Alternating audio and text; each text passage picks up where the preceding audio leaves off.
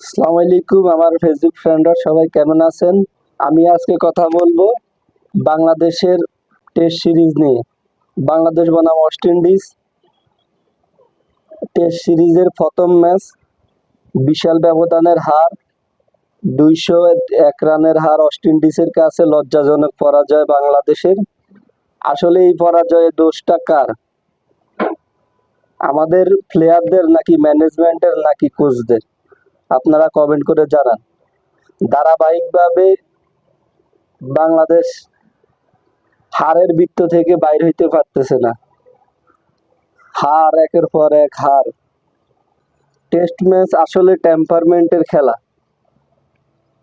তো একটা 5 দিনের ম্যাচে যদি আমরা ওই টেম্পারমেন্ট ধরে না রাখতে পারি, তাহলে আমাদের টেস্ট ম্যাচ আসলেই জিতা সম্ভব না। এভাবে আমরা হারতে থাকব।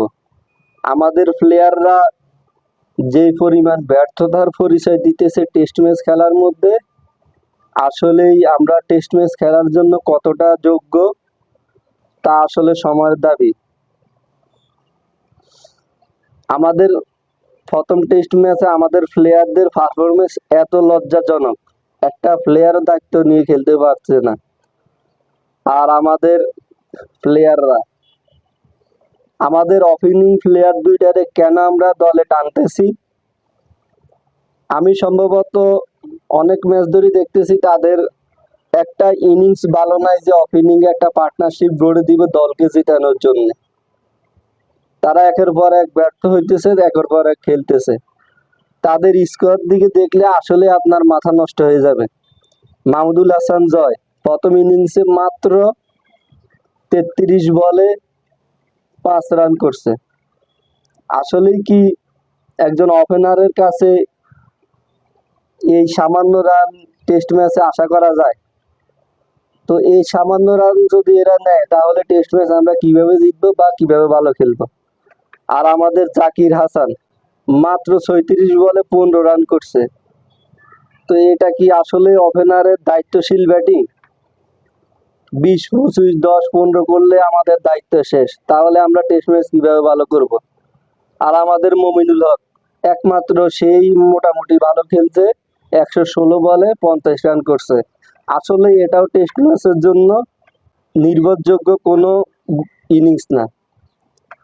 একটা প্লেয়ার সেট হওয়ার পরে যে সে যদি মিনিমাম একটা ভালো স্কোর না করে, তাহলে টেস্ট ম্যাচ ভালো করা এত সোজা না, ইজি না। আর আমাদের শাহাদাত হোসেন, সে 71 বল খেলে মাত্র 18 রান করছে। আর আমাদের লিটন দাস 76 বল খেলে সে মাত্র 40 রান করছে।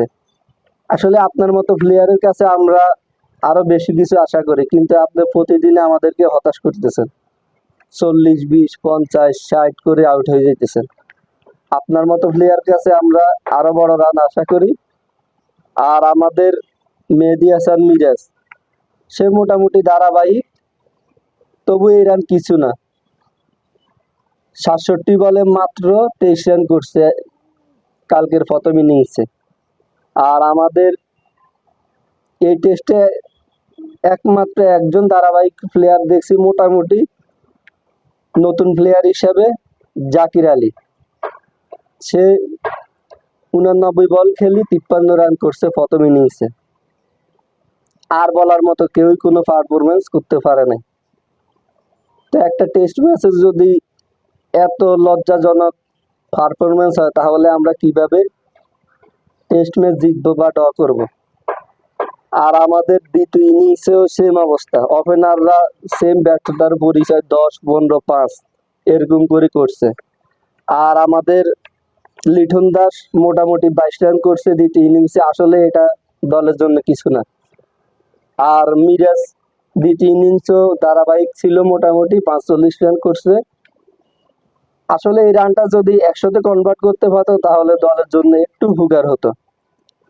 আর আমাদের বলারদের তো হতচ্ছেড়ি পারফরমেন্স। একমাত্র তাসকিন ছাড়া আর কেউই ভালো করতে পারে নাই। তাসকিন 6টা উইকেট নিয়েছে, আর কেউই বলার মতো কোনো পারফরমেন্স করতে পারে নাই। আর জাকির আলী দ্বিতীয় ইনিংসও মোটামুটি ভালো খেলছে। তো এই একটা পারফরমেন্স দিয়ে আমরা টেস্ট ম্যাচ কিভাবে জিতবো বা কিভাবে ড্র করব। তা আমাদের একটা টেস্ট ম্যাচ, আমি সম্ভবত গত অনেক ম্যাচ ধরে দেখতেছি খেলা, আমরা 3 দিন 2 দিন 4 দিনের ভিতরে আমরা টেস্ট ম্যাচ হারিয়ে যাইতেছি। আর আমাদের প্লেয়ারদের কালকের ম্যাচ দেখে এমন একটা ধারণা দেখতেছি, তারা কোনো মতো 5 দিন টেস্টটা নেওয়াতেই তারা নিজেদেরকে অনেক ভাগ্যবান মনে করতেছে। আসলে আর কয়দিন এমন খেলা, খেলার মধ্যে জিতার কোনো ইয়ে নাই, খেলার মধ্যে ভালো কিছু করার কোনো ধারণা নাই। সবাই নিজের থেকে 2-1 রান, 50 রান, 20 রান, 30 রান করে নিজের দায়িত্ব শেষ। তো এইভাবে তো একটা দল চলতে পারে না। তো এটা আর কতদিন। আর আমাদের এমন ওপেনারদেরকে আমরা রাখি পড়ছি, আমি সম্ভবত অনেক ম্যাচ ধরে দেখতেছি তাদের তাদের কাছ থেকে বলার মতো কোনো একটা পারফরমেন্স আমরা দেখতেছি না। তাদের থেকে যে একটা ভালো স্টার্টিং আমরা দেখব, সেটাও আমরা দেখতেছি না। তো একটা টেস্ট ম্যাচে যদি ওপেনাররা প্রতিদিন ধারাবাহিকভাবে খারাপ করে, তাহলে একটা দল কখনোই ভালো করতে পারবে না। তা আমাদের যে ওপেনারদেরকে রাখি পড়ছি, দিনের পর ব্যর্থতার পরিচয় দিনের পর দিন ব্যর্থতার পরিচয় দিতেছে, তারপরে আমরা তাদেরকে দলে সুযোগ দিয়ে যাইতেছি। এদিকে আমাদের অভিজ্ঞ প্লেয়ার এমরুল কায়েস, তার টেস্ট ইতিহাস এতটা খারাপ না, তাকেও তো আমরা একটা সুযোগ দিতে পারতাম। অথচ সে দিনের পর দিন অবহেলিত হয়ে শেষ পর্যন্ত হয়তো টেস্ট খেলার আশাই বাদ দিয়ে দিয়েছে। তো এভাবে যদি দল শুনতে থাকে, তাহলে আমাদের দলের ভবিষ্যৎ তেমন ভালো কিছু আমার মনে হয় না। তো কালকের টেস্ট ম্যাচ আমাদের হারের মূল কারণ কি, একটু কমেন্ট করে সবাই জানাবেন। আমার মনে হয় আমাদের ওপেনারদের ব্যর্থতা আর বোলারদের দায়িত্বহীন বোলিং, এটাই মূল কারণ।